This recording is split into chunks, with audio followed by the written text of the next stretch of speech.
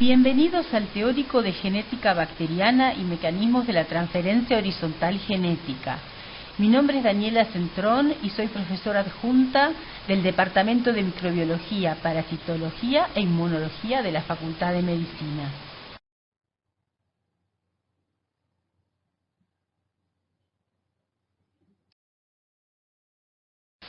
En el presente teórico tenemos dos objetivos principales. Uno de ellos es conocer los elementos del genoma bacteriano, para lo cual vamos a definir previamente qué es un genoma.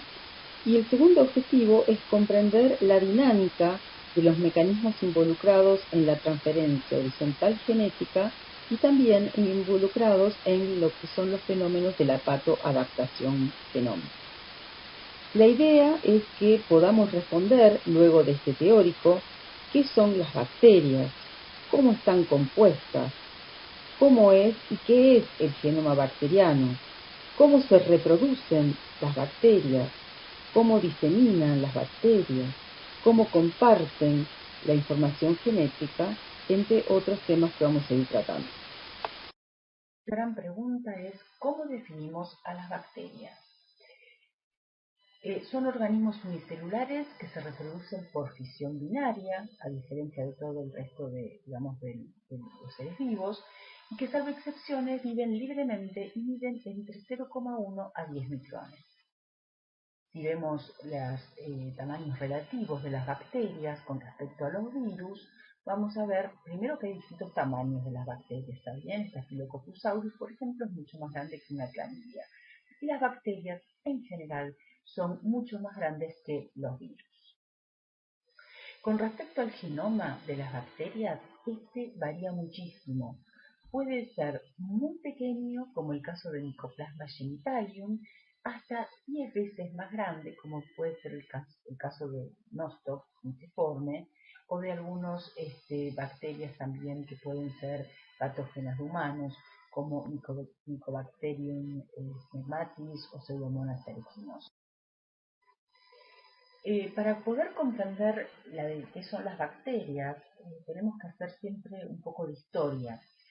Si este reloj representa el tiempo de vida de nuestro planeta Tierra, vemos que las bacterias fueron los primeros seres vivos en aparecer, y a medida que fue pasando el tiempo y que hubo muchos cambios a nivel geológicos y a nivel meteorológicos en el planeta Tierra, las bacterias siempre se fueron adaptando. A tal punto que cuando surgieron las primeras bacterias fotosintéticas, estas fueron capaces de cambiar la composición de la atmósfera terrestre, empezó a haber más oxígeno, lo que permitió de hecho que se pudieran adaptar otros seres vivos, tales como los mamíferos, las plantas, y en los últimos segundos de la vida del planeta Tierra, el ser humano. Y las bacterias también se fueron adaptando a vivir en simbiosis, en distintos tipos de interacciones con el ser humano. De hecho, las bacterias forman parte de lo que se llama la flora normal, y se considera que la microbiota, son las bacterias que viven dentro del sistema digestivo nuestro, es un nuevo órgano metabólico que está implicado en la nutrición, en el desarrollo y crecimiento del ser humano, ayudan en la regulación de la inmunidad y de hecho, como ejemplo, producen la vitamina K y algunas otras vitaminas del complejo B. O sea que hay una interacción sumamente importante entre el mundo bacteriano y el ser humano. De hecho, hay 10 veces más bacterias, por ejemplo, que células propias. Hay más de 7.000 especies de cepas diferentes y varias especies diferentes también que conviven dentro del ser humano. Esto es solamente como para tener una idea de los números y de las interacciones que existen entre el mundo bacteriano y el ser humano. Y en este contexto vemos que la gran mayoría de las bacterias son benéficas para la vida del ser humano en el planeta Tierra. Este es el árbol de la vida, digamos, los 3 dominios que hay en base que se ha hecho un árbol filogenético que se ha hecho en base al ARN ribosomal, y tenemos tres grandes grupos, las eubacterias, las arqueas y las eucarias. Y estos tres grandes reinos tienen un ancestro único que es denominado LUCA por las Universal Common Ancestor. El genoma bacteriano es el conjunto total de genes que porta una bacteria, tanto en su cromosoma como en sus elementos genéticos extracromosómicos en caso de que los tuviera, los cuales pueden ser plásmidos, prosfagos y elementos móviles. O sea que en la charla del teórico de hoy vamos a hablar de cómo está compuesto y qué es un cromosoma, un plásmido, un bacteriófago y los elementos móviles.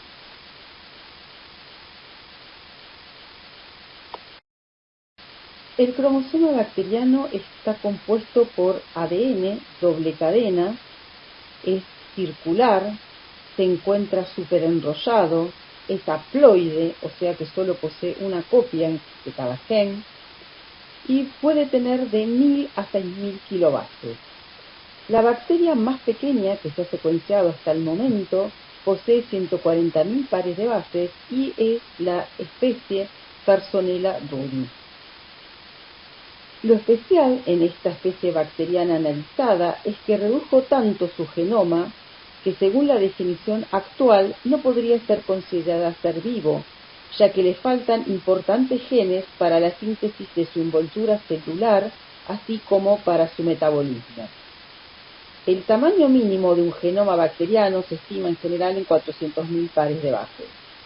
Lo que permite la existencia de esta especie bacteriana Personella rudi es su estilo o forma de vida. Solo puede sobrevivir en una especie particular de pulga, a quien a cambio de los nutrientes y las funciones celulares que esta pulga le provee, esta especie bacteriana la abastece con aminoácidos esenciales que este insecto no sintetiza ni puede sintetizar.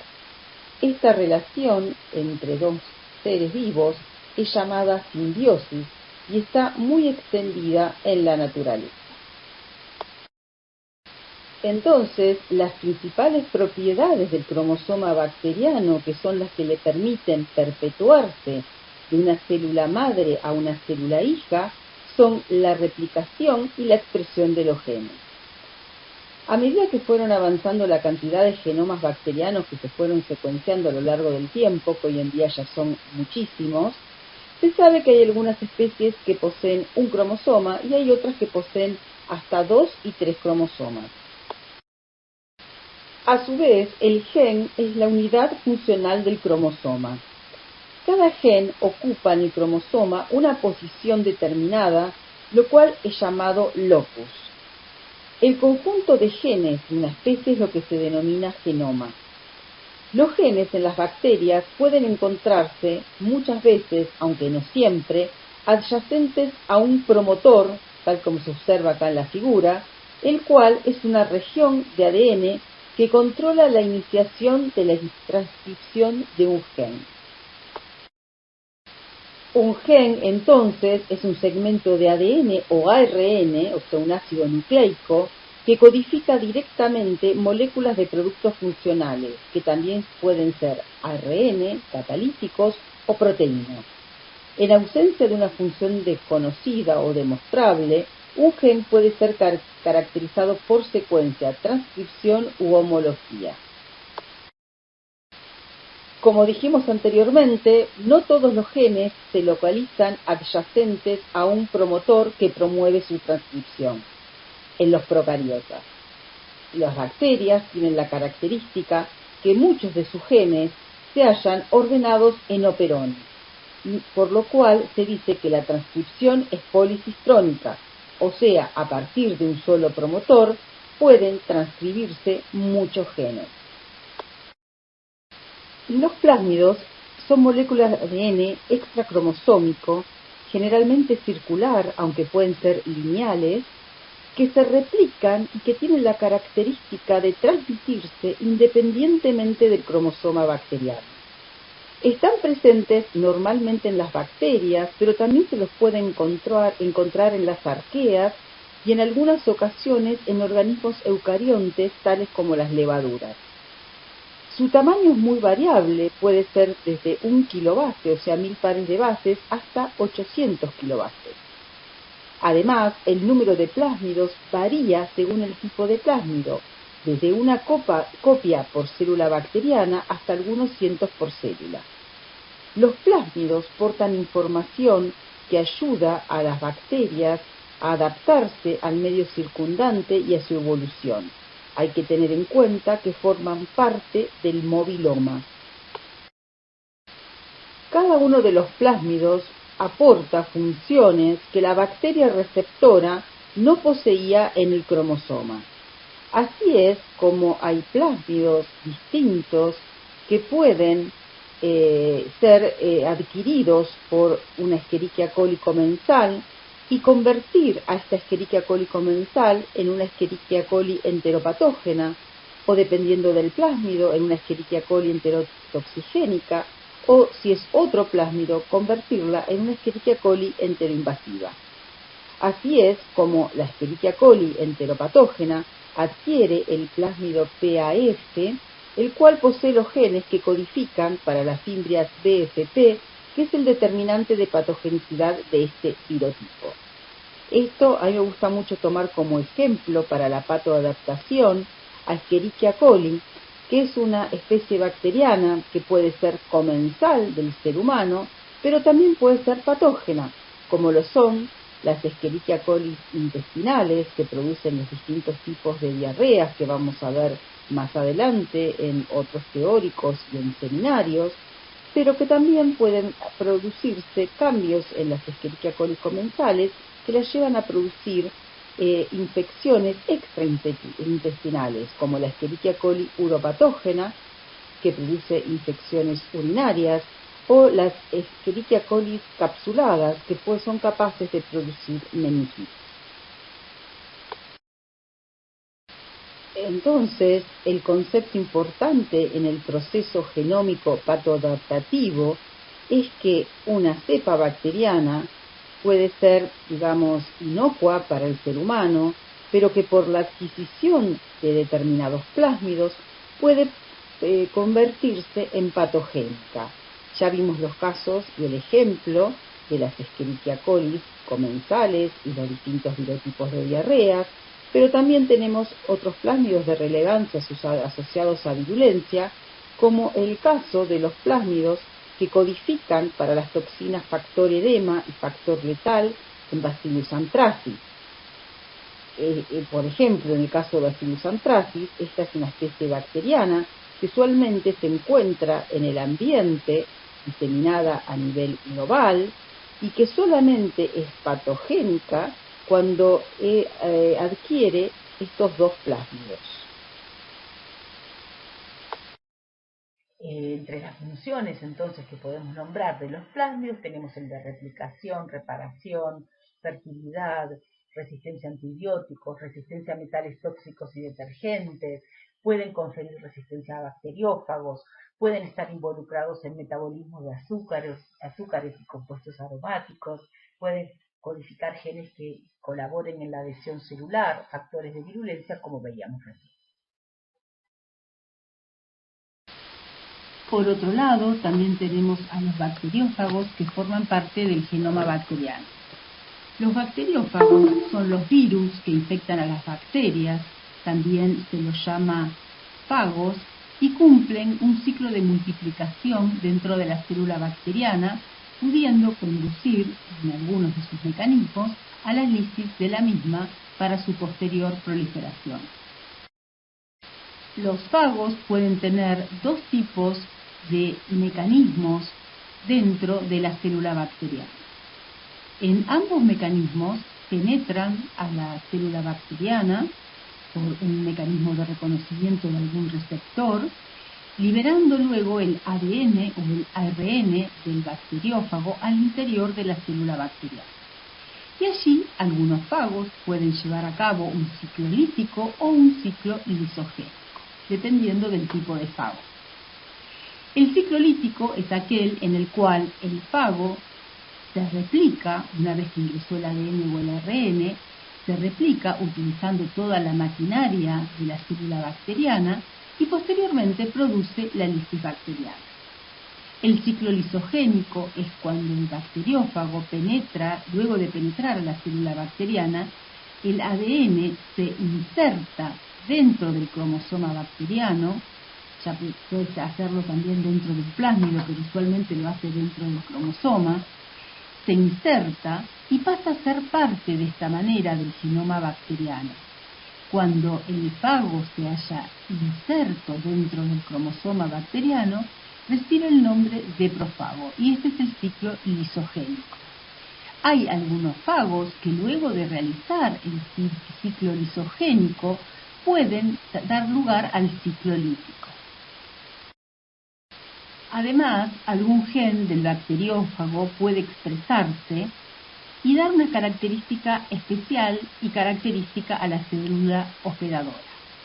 Por ejemplo, Streptococcus pyogenes, cuando se haya lisogenizado por el profago T12, este profago posee un gen que codifica una enzima que es capaz de producir la escarlatina, ya que actúa como factor de patogenicidad.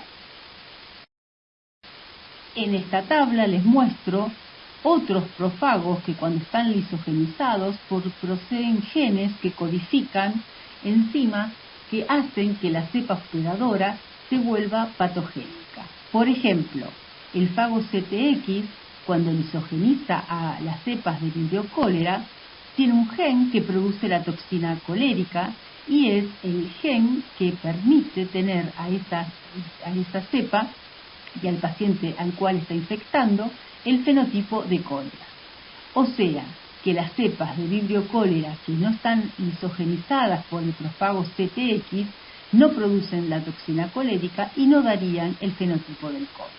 Bien, acá tenemos otros ejemplos como la toxina Shiga-like que está en el fago lambda en Escherichia coli y que puede dar lugar al síndrome urémico hemolítico.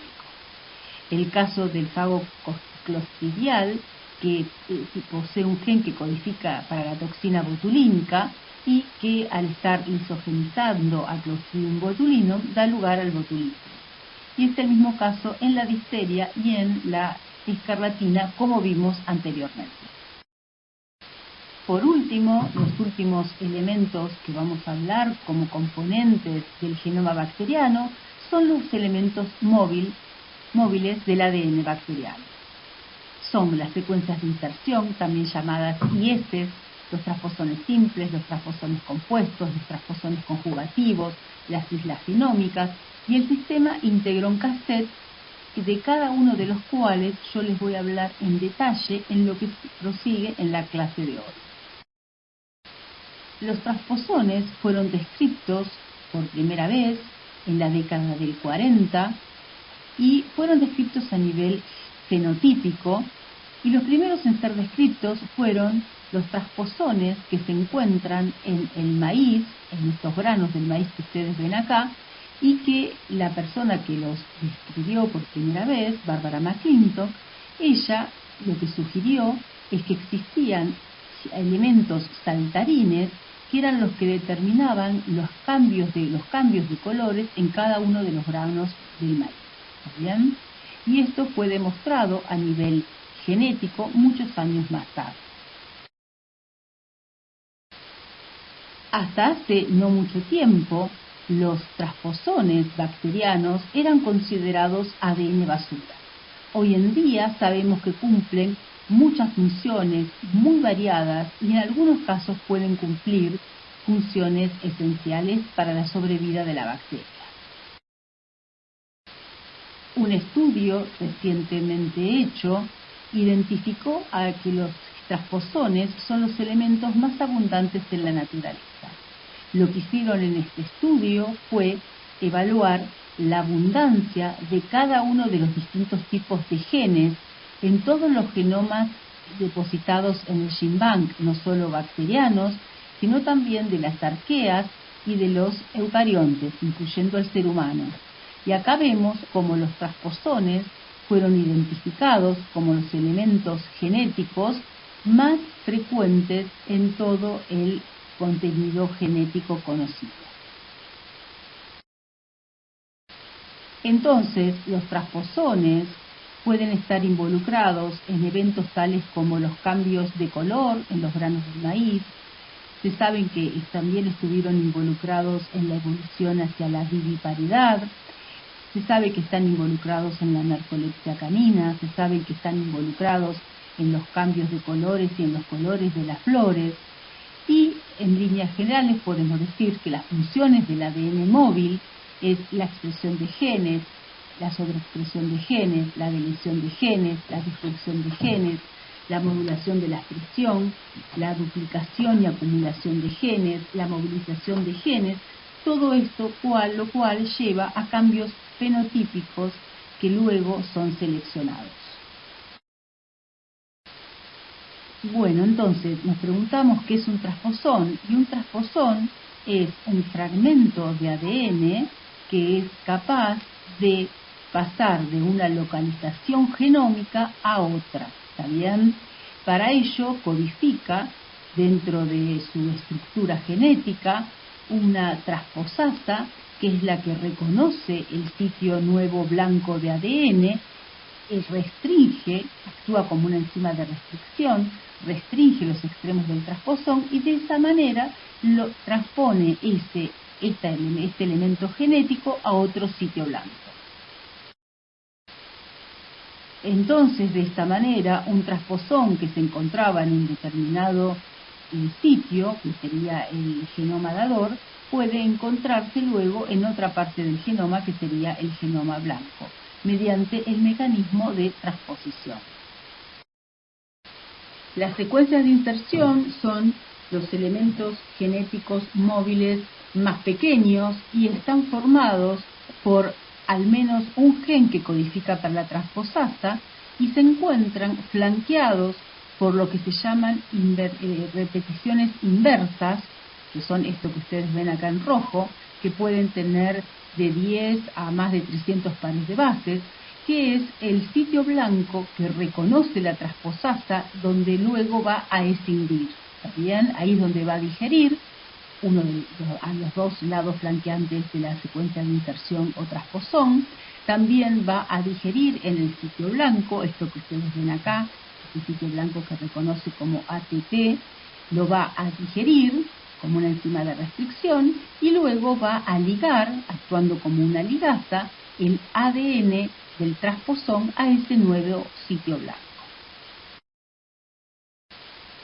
Los transposones simples están compuestos, como ustedes ven acá, por uno o por varios genes que codifican para la transposición. Este es el transposón TN7, que tiene los genes TNCE, DC, TNCB y TNCA, que codifican para todas las funciones requeridas de la transposasa, ¿está bien? O sea, reconocimiento de las inverse repeat o de repeticiones inversas, reconocimiento del sitio blanco, digestión, o sea, actuar como enzimas de restricción tanto de las inverse repeat como del sitio blanco y después como ligación. Todo eso puede estar en una sola enzima o en varias enzimas, ¿está bien?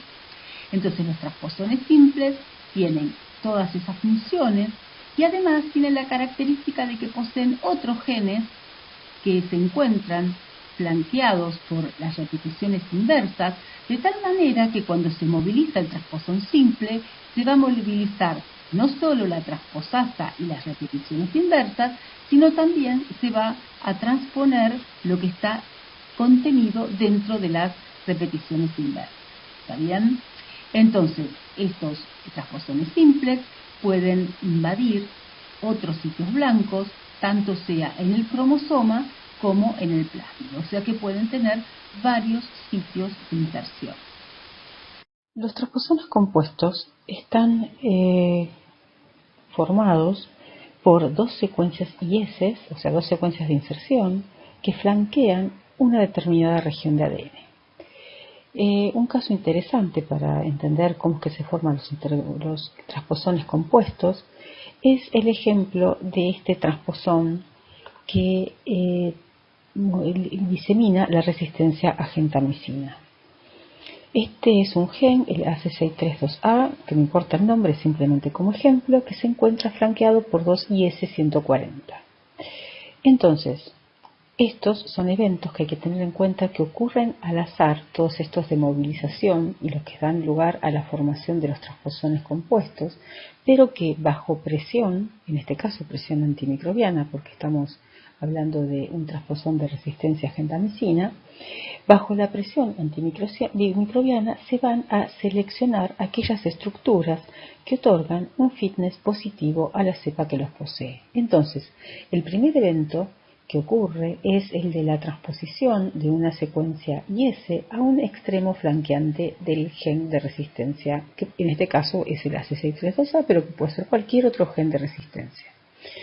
También por azar, en el otro extremo de este gen, se puede, insertar una segunda IS, en este caso hay dos IS-140, y de esta manera se forma el transposón compuesto. Bajo presión antimicrobiana se va a seleccionar y de esta forma vamos a tener la formación y la diseminación de un nuevo transposón compuesto que va a diseminar una nueva resistencia antimicrobiana.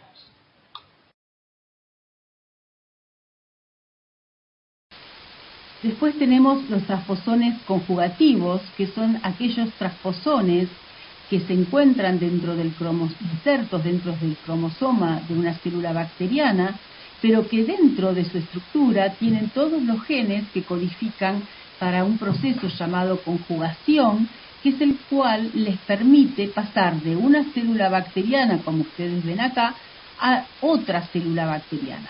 Cuando son liberados dentro de la célula, segunda célula o la célula receptora, estos transposones conjugativos tienen la capacidad de insertarse dentro del nuevo cromosoma bacteriano.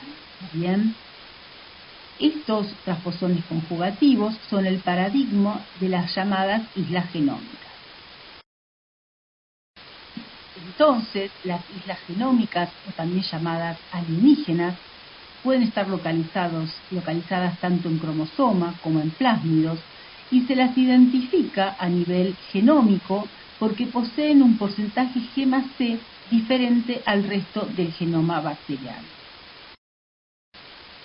Un ejemplo de una isla genómica son la isla de patogenicidad de Escherichia coli enteropatógena, que contiene los genes que producen el borrado de microvellosidad. Otro ejemplo de isla genómica es la isla de patogenicidad de Clostridium difficile, cuyos genes que la componen tienen la capacidad de producir la colitis pseudomembranosa. O sea, que una cepa de Clostridium difficile sin esa isla de patogenicidad no va a producir la colitis pseudomembranosa. Fíjense qué importante es este concepto, porque justamente muchos diagnósticos de cepas patógenas se van a basar justamente en si poseen o no poseen estos genes de patogenicidad. Entonces estamos hablando que en la identificación de certeza bacteriana estamos identificando elementos que son móviles. ¿Está bien?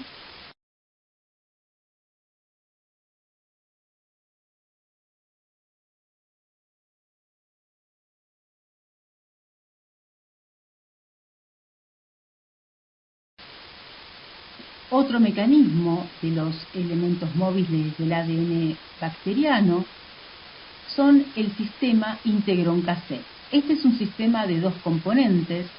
Por un lado está el integrón, que está formado por un gen que codifica para la integrasa, que ahora vamos a ver las funciones que tiene, un sitio adyacente a TTI de reconocimiento de la integrasa, un sitio PC, que es el sitio promotor, a partir del cual se van a transcribir todos los genes que se inserten en el sitio TTI.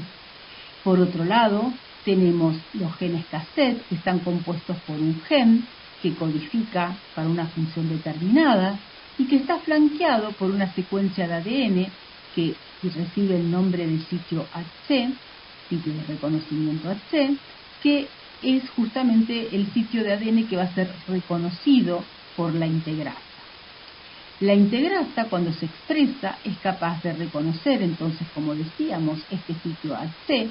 Lo que hace es circularizar este gen cassette. Entonces, estos genes cassette pueden encontrarse tanto linearizados en los cromosomas o en los plásmidos o circularizados en el citosol bacteriano.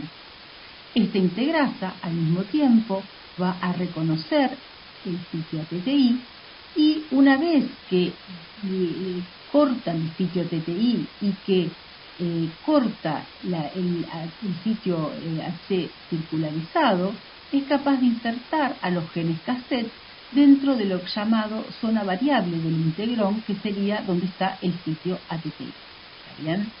A su vez, la integrasa puede reconocer un segundo gen cassette circularizado y es capaz de insertarlo ya sea en el sitio ATTI original, como les había mostrado antes, o si no en el sitio AC.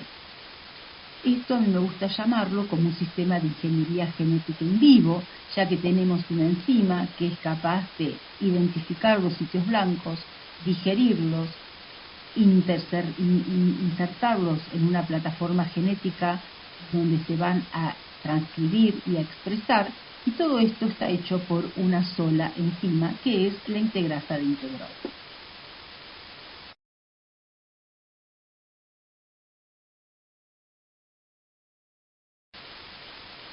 Entonces, en los integrones puede haber muchos rearreglos, ya que podemos tener un determinado ordenamiento de los genes cassette, como vemos en el integrón más arriba, pero la integrasa puede reconocer otros genes cassette, insertarlos ya sea en el ATTI, como les conté recién, o en los sitios ACET, e ir produciendo variaciones dentro de la zona variable del integrón.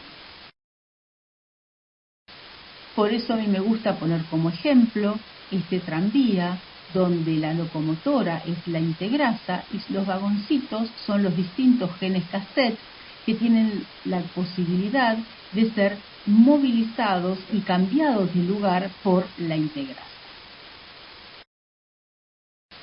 Estudios bioinformáticos han identificado que las integrasas de integrón son muy frecuentes en los genomas bacterianos. Se calcula que más del 17% de los genomas poseen un gen de integrasa, y también se ha visto por estudios realizados por metagenómica que los genes cassette también son muy frecuentes en el ambiente. Un estudio realizado en un aula de la Universidad de Sydney, lo que hicieron fue dividir el aula, que era de 50 metros cuadrados, en 50 sitios distintos que fueron evaluados por metagenómica, y este estudio, que fue realizado ya hace más de 10 años, identificó que había al menos 2.343 genes cassette diferentes en esos 50 metros cuadrados de superficie de suelo.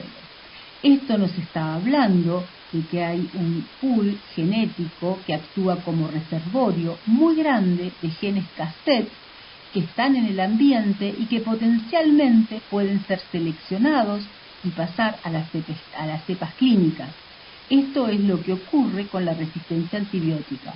Los genes cassette de resistencia antibiótica están en el ambiente y eventualmente pueden ser seleccionados por presión antibiótica y pasar a la clínica. A esto se suma de que hay muchas integrasas de integrón en las cepas ambientales y que también han pasado a las cepas clínicas.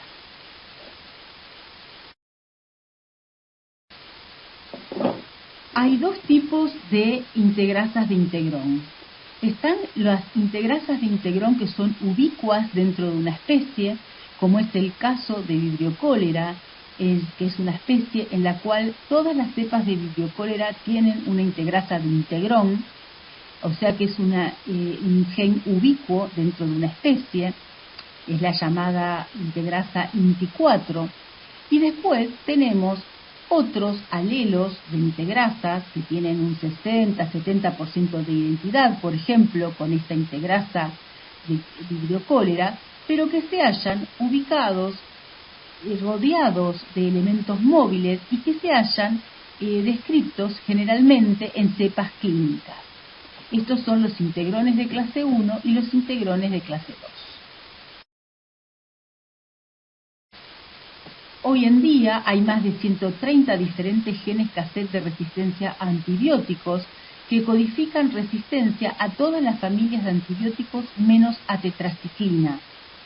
Y es interesante recordar que estos genes cassette son móviles, o sea que estamos viendo que la resistencia antibiótica en la gran mayoría de las cepas gram negativas es una resistencia móvil, ¿está bien?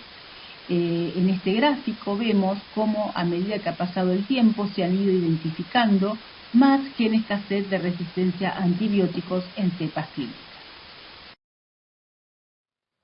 A su vez, estos genes cassette de resistencia a antimicrobianos se localizan obviamente dentro de los integrones, pero estos integrones se localizan a su vez en transposones, que son elementos móviles, y también pueden localizarse dentro de islas genómicas o dentro de plásmidos. Esta asociación, cooperación entre los elementos móviles garantiza su supervivencia en las distintas comunidades bacterianas. Acá tenemos una tablita que nos muestra sintéticamente los distintos tipos de elementos móviles que existen, que hay descriptos, y que son lo que dan lugar al llamado moviloma. Entonces tenemos islas de patogenicidad, que ya dijimos algunos ejemplos. También hay islas de resistencia antibiótica, o sea, en vez de poseer genes que codifican para factores de patogenicidad, son islas genómicas que codifican para genes de resistencia antibiótica. Dentro del moviloma tenemos los profagos, los transposones conjugativos, los superintegrones, los transposones en mosaico, los transposones compuestos, las secuencias de inserción.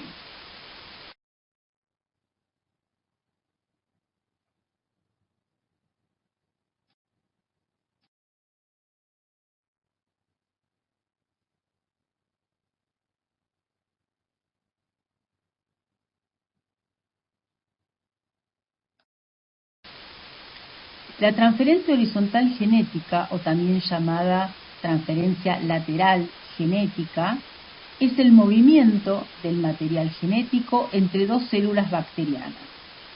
Pero es interesante notar que no solamente es el movimiento entre dos células bacterianas, sino que también la transferencia horizontal genética implica que ese ADN, una vez que se transfirió, tiene que ser incorporado por el genoma bacteriano de la célula receptora, tiene que ser fijado y heredado en forma vertical. O sea que son varios procesos involucrados.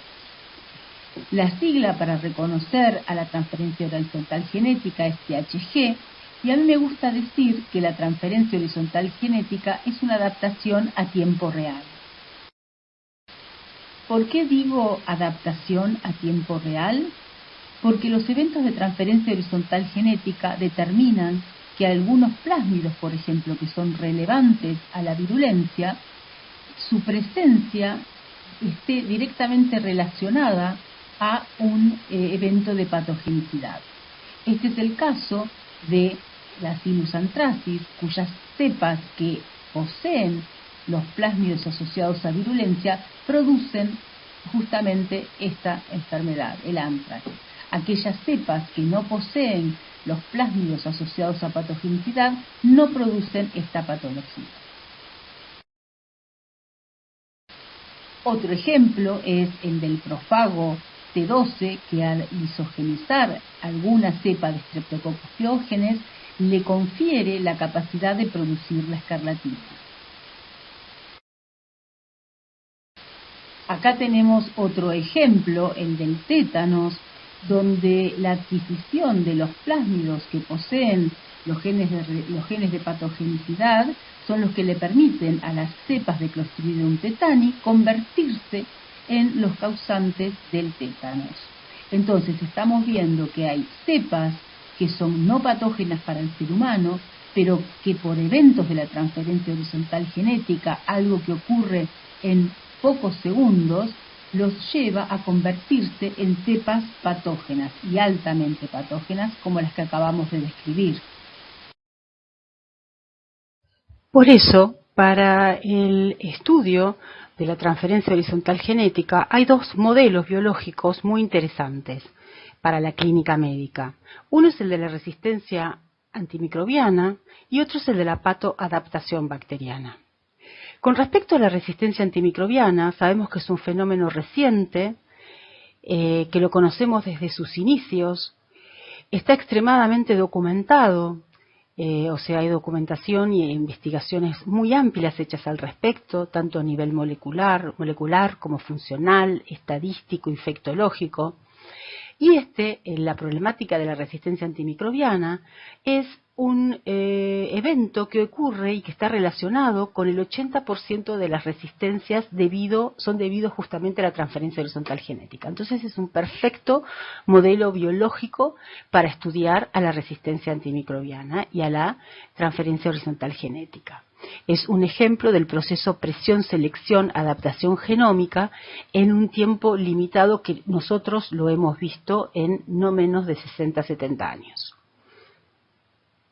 Por otro lado, el de la patoadaptación es interesante porque nos permite ver cómo las especies, adquiriendo por la transferencia horizontal genética distintos elementos usualmente relacionados a la movilidad, como plásmidos, islas genómicas, o transposones inclusive, o bacteriófagos, esto le permite el cambio de fenotipo y una cepa que es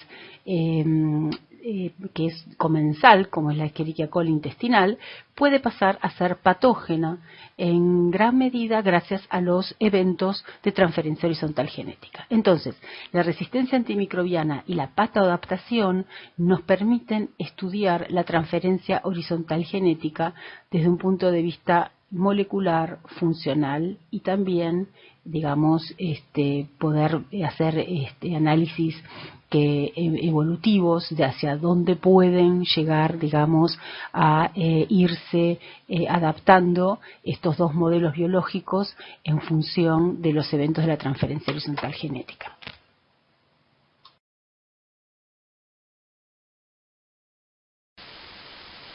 Las células bacterianas tienen la característica de que su genoma se modifica a lo largo de su existencia. O sea, el genoma que posee una célula cuando se origina usualmente no es el mismo genoma que cuando ella termina su lapso de vida.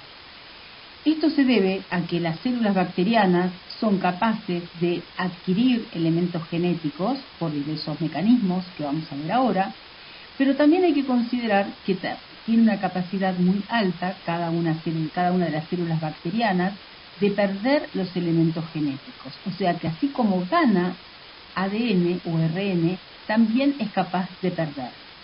Los procesos por los cuales las células bacterianas adquieren elementos genéticos son la duplicación genética, la transferencia horizontal genética, que es el tema que estamos charlando ahora, recombinación homóloga, recombinación no homóloga y recombinación sitioespecífico.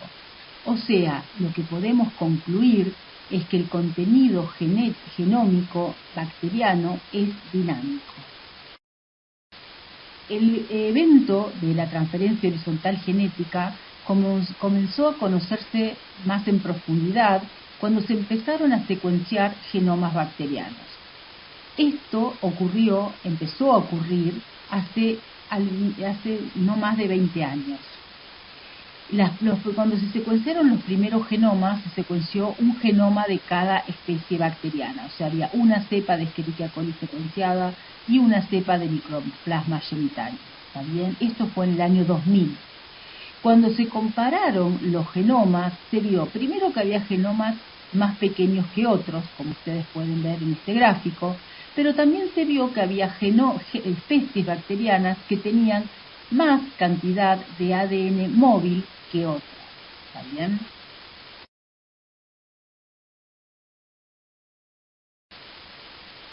Cuando se secuenciaron 2 o más cepas de la misma especie, como es el caso de la Escherichia coli, en el cual se habían secuenciado en el año 2002 tres cepas distintas, se observó que estas tres cepas, una no patogénica, otra uropatógena y otra enteromorrágica, se vio que solamente compartían el 39,2% del genoma. El resto del genoma no lo compartían. Entonces, a partir de estas observaciones, que se vio que ocurrían no solo en Escherichia coli, sino en todas las especies bacterianas, se definió a lo que es el genoma core. El genoma core es aquellos genes que comparten todas las cepas de una especie. También son llamados housekeeping genes porque son aquellos genes que se consideran esenciales para la sobrevida de la célula bacteriana. Después tenemos el genoma flotante, que es el genoma que se circula en algunas cepas, pero no en todas, y el pangenoma, pues el total de los genes secuenciados de una especie. Unos años después, en el año 2009, cuando ya había secuenciado 20 genomas de Escherichia coli, se vio que en realidad la cantidad de genes que componían el genoma core no llegaba al 11%, solamente compartían esos 20 genomas un 11% de genes en común. O sea que el resto del genoma era ADN flotante. O sea que podemos decir que hay un genoma core, el cual es compartido por todas las cepas de una misma especie, y hay otro genoma flotante que le va a dar características adaptativas, usualmente de relevancia, a la cepa que las posee. Esto es lo que se llama genoma flotante, o también genoma accesorio, o también genoma alienígena. Recibe diferentes nombres. Entonces, cuando se obtuvo conocimiento de este evento, se vio que no se podía definir a una especie bacteriana en función de su genoma, sino que había que definir a la especie bacteriana en función de su genoma core. O sea que el genoma core sería el conjunto de genes que pueden ser la base de una taxonomía. Los mecanismos de la transferencia horizontal genética son la transformación, la transducción y la conjugación. La transformación fue el primer mecanismo de la transferencia horizontal genética que fue descrita por Griffith en 1928, o sea, fíjense, antes de haber sido identificado el ADN como la base química de la herencia. Lo que hizo Griffith fue el siguiente experimento. Él trató ratones con células vivas de Streptococcus pneumoniae, células que tenían cápsula. También, como ustedes saben, Streptococcus pneumoniae es una especie bacteriana causante de neumonía adquirida en la comunidad y también de meningitis. Es una especie que puede producir, digamos, enfermedades muy severas en el ser humano. Y lo que observó Griffith es que cuando él inyectaba cepas de Streptococcus pneumoniae capsuladas a los ratones, todos los ratones morían. Cuando él inyectaba a los ratones células no capsuladas, los ratones no morían. Posteriormente lo que hizo él fue eliminar por calor, digamos, a las bacterias de Streptococcus pneumoniae, de tal manera que cuando fueran inyectadas al ratón, a los ratones, estas iban a estar muertas por el calor. Y observó que obviamente los ratones sobrevivían. Era como si no les hubiera inyectado nada o como que les hubiera inyectado células de Streptococcus pneumoniae no capsuladas. Posteriormente, a los ratones les inyectó la combinación de células vivas, no capsuladas, y también células bacterianas de Streptococcus pneumoniae muertas por calor. Y observó que los ratones se morían. Cuando sacó sangre de estos ratones muertos, él observó que aislaba células bacterianas de Streptococcus pneumoniae capsuladas. Entonces lo que él dijo es que había un factor de transformación que estaba en las células muertas por calor de Streptococcus pneumoniae, que pasaba a las células de Streptococcus pneumoniae no capsuladas y que eso les confería la capacidad de ser capsuladas. Y eso él lo denominó factor de transformación. Años más tarde, trabajando en un modelo similar, en 1944, el grupo de Ivory, McLeod y McCarthy identifican que el ADN purificado es el factor de transformación y que es la base química de la adherencia. O sea que el ADN de las células no capsuladas de Streptococcus pneumoniae transformaba a las rugosas. Este ADN podía incorporarse por transformación a otra cepa bacteriana. La transformación es un evento usual entre las bacterias y tiene muchas funciones. Por un lado, como sabemos, es uno de los mecanismos de la transferencia horizontal genética, o sea que son genes que va a adquirir el genoma receptor. Sin embargo, también cumple otras funciones, como por ejemplo, sirven de nutrientes para la cepa que los recibe a esos ADNs o esos RNs. O sea, en vez de que sea un mecanismo de transferencia horizontal genética, de adquirir esos genes como propios, lo que hace la bacteria es usar esos ADNs que ingresan como fuente de nutrientes. Muchas especies bacterianas son transformantes naturales, tanto gram negativas como gram positivas. Por ejemplo, Streptococcus pneumoniae es un transformante natural, Neisseria gonorrhoeae, Acinetobacter baumannii y muchas cepas ambientales.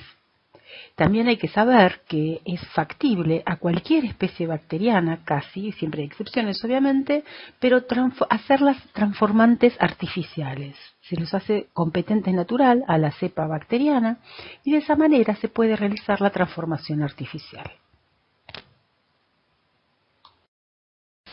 Como todo proceso biológico, la transformación requiere de varias etapas. En el caso de Neisseria gonorrhoeae, estamos enfrente de una especie que, a diferencia de otras especies, tiene un estado de competencia continua, o sea, que puede ser transformada en cualquier momento. El primer paso es cuando el ADN del medio extracelular se adhiere al sistema de secreción tipo 4 de la célula bacteriana de Neisseria gonorrhoeae. Luego de esta unión, hay un reconocimiento por parte del sistema de secreción tipo 4 de una secuencia de 10 pares de bases que son llamadas DUS por DNA Uptake Sequence, que se encuentran frecuentemente en el cromosoma del género de Neisseria. De hecho, se vio al secuenciar distintas cepas de este género que en el caso de Neisseria gonorrhoeae hay 1965 copias de DUS, lo cual significa que cada 1000 pares de bases hay una de estas secuencias. Y lo mismo ocurre en las otras cepas de Neisseria. Hay que tener en cuenta que el medio ambiente donde va a habitar Neisseria gonorrhoeae es la epidermis, digamos, del sistema urinario y del sistema genital, tanto en hombre como en mujer. Ese hábitat, en algunos casos también de la flora bacteriana circundante, tanto de la uretra como de la vagina, se encuentran otras bacterias del género Neisseria. Hay otras 13 especies de este género que no son patógenas para el humano, pero que viven en el mismo hábitat que habita Neisseria gonorrhoeae. Entonces, cuando Neisseria gonorrhoeae, adquiere ADN, lo que está haciendo al reconocer esas secuencias DUS es seleccionar aquellas secuencias de ADN que están emparentadas de alguna manera con secuencias de su propio género. Luego de la incorporación del ADN, o sea, luego de que ya fue reconocido, es incorporado al citosol bacteriano por el sistema de secreción tipo 4. el ADN intralineal doble cadena y también como ADN simple cadena al citosol bacteriano. Y ahí es reconocido por el sistema REC-A y mediante un evento de recombinación homóloga es incorporado al cromosoma bacteriano de Neisseria gonorrhoeae. Hay que tener en cuenta que el ADN que entra por transformación a las células bacterianas no siempre es integrado al cromosoma, sino que en algunos casos, y en muchas especies funciona de esa manera, no en el caso de Neisseria gonorrhoeae, en muchos casos es utilizado como fuente de nutrientes. Entonces, una vez que ha ingresado en el citosol bacteriano, el ADN puede o bien ser digerido por esas enzimas de restricción asociadas a que va a ser utilizado como nutriente, o procesado por las nucleasas REC-D-CD, y entonces se une a REC-A, quien media la recombinación homóloga, y de esta manera se incorpora al genoma bacteriano de Neisseria gonorrhoeae, tal como ven acá en esta figura. En Neisseria gonorrhoeae, la tasa de transformación es tan alta que la estructura poblacional es magnífica. Esto significa que no existen dos genomas iguales en Neisseria gonorrhoeae, y la razón es que sufre constantemente procesos de transformación, de tal manera que siempre está incorporando ADN homólogo perteneciente a otras, especies emparentadas con Neisseria, porque son todas del mismo género, que le permiten justamente variar su composición genómica.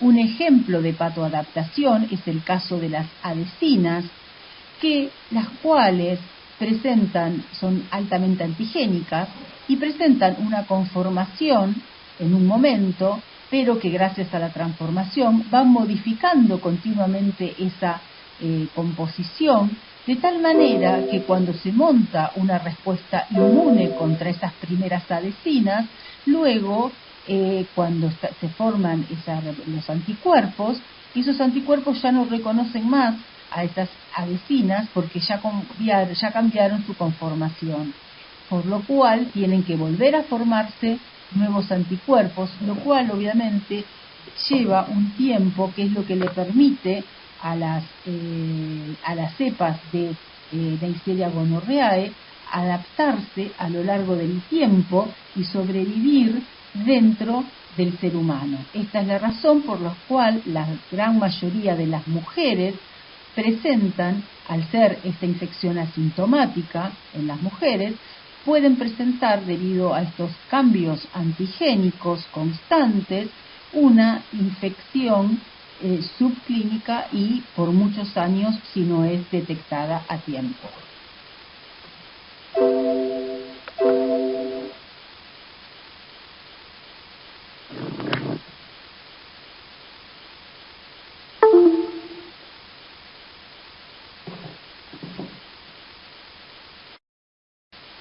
Otro mecanismo de transferencia horizontal genética es la conjugación, que fue identificada en el año 1946. En la conjugación tenemos que hay una interacción entre dos bacterias, una cepa dadora y otra receptora.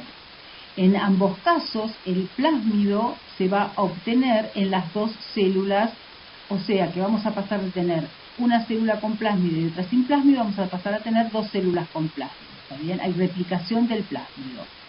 Entonces, la célula receptora, el primer evento va a ser la conformación de un pili, que lo que hace es reconocer a la célula dadora. A través de ese pili acerca a la célula receptora y luego se produce el pasaje de una hebra de ADN del plásmido mientras se hace la copia de la segunda hebra en el plásmido donante y también en el plásmido en la célula receptora. De esta manera, al separarse del pili vamos a tener 2 células bacterianas, cada una con su plásmido conjugativo. Entonces, las etapas de la conjugación, como dijimos recién, involucran la síntesis del pili, el ensamblado del pili, posteriormente el acercamiento de las 2 células bacterianas, la receptora y la dadora. El pili puede reconocer diferentes receptores en la célula receptora. Posteriormente, ocurre la transferencia de una sola cadena de ADN que va en el extremo 5' y que es acompañada por la síntesis continua de la cadena de ADN complementaria en la célula donante. Hay que remarcar que al igual que en la transformación, este proceso de conjugación también ocurre a través de un sistema de secreción de tipo 4. Mientras tanto, en la célula receptora, el ADN simple cadena transferido sirve como templado para la síntesis discontinua de la cadena complementaria.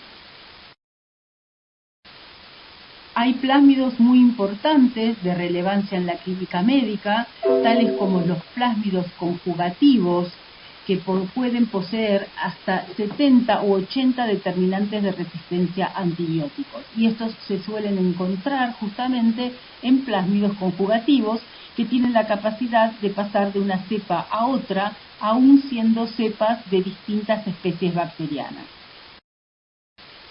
Por último, el último mecanismo de transferencia horizontal a genética que vamos a ver es la transducción, que fue identificada en 1951 en un modelo de salmonela.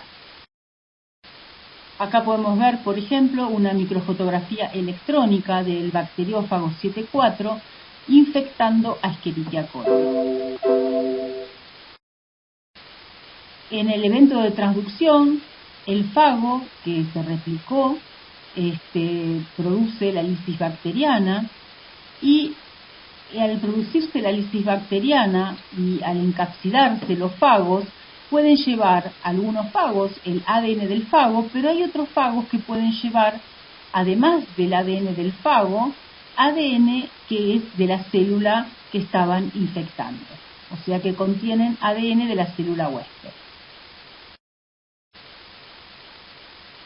Entonces, ese ADN que proviene de la célula dadora va a ser liberado junto con el ADN del fago dentro de la nueva célula receptora, y ese ADN, si es reconocido por el sistema de recombinación, el sistema REC-A, va a poder ser incorporado, si hay homología suficiente, dentro del cromosoma de la célula receptora. Si este evento ocurre, entonces diremos que tuvo lugar a cabo el fenómeno de transducción.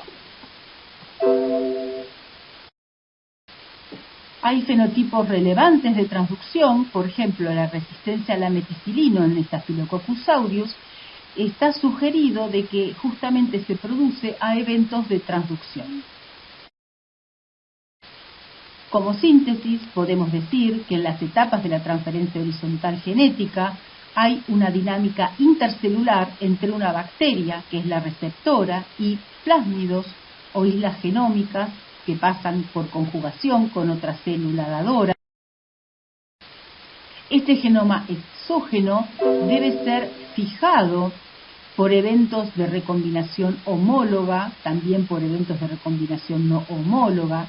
En el caso de los plásmidos debe haber replicación y mantenimiento del plásmido transferido, y también el ADN incorporado puede fijarse mediante la movilización de transposones, de secuencias de inserción y de cassette. Todos estos eventos llevan, como dijimos, a la fijación del ADN que fue adquirido y que posteriormente fue incorporado. Entonces, después de que ese ADN es incorporado por algunos de los mecanismos de la transferencia horizontal genética, ese ADN va a ser seleccionado a nivel poblacional, y ahí es cuando se fija y nosotros lo vemos, porque si es un evento único, imagínense que no nos vamos a enterar, no hay forma de evaluarlo, pero al ser seleccionado a nivel poblacional, eso va a ser visualizado posteriormente porque va a tener una gran diseminación.